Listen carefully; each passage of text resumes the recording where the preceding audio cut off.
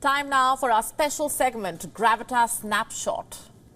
Tonight, we talk about Francoise Bettencourt Meyers, the first woman to amass a $100 billion fortune.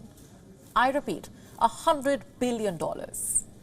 Who is this lady? What's her story? And how did she make so much money?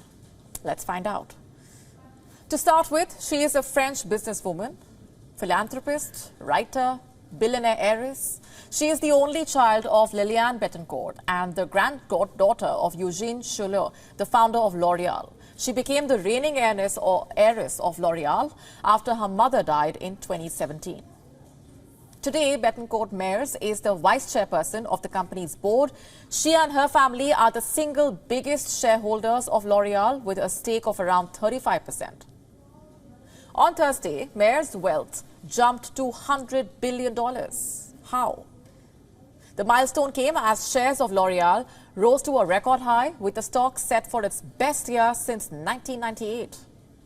Now, for the unversed, L'Oreal is the world's largest cosmetics company. It owns a wide portfolio of brands from Lancôme to Maybelline and had more than $42 billion in sales in 2022, according to company reports. That's not all.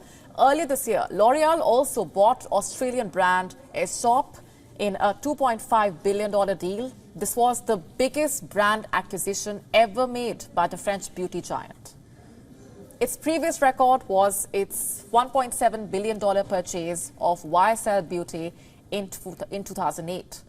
This has all happened under the leadership of Bettencourt Meyers. But she's also a controversial figure. You see, she was involved in a public fight with her mother during her later years. She had accused the photographer and socialite of taking advantage of her mother's mental frailty and trying to exploit her wealth. So much so that in 2011, a French court ruled that her mother had a form of dementia and awarded Francoise control over her wealth and income. Another family member was tasked to look after her mother's health and physical well-being.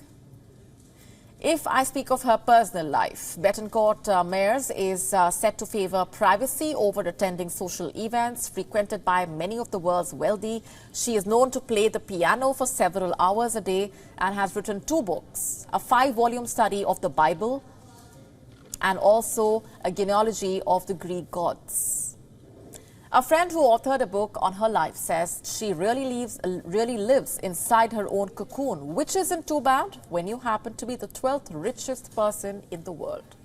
WION now available in your country. Download the app now. Get all the updates on the move.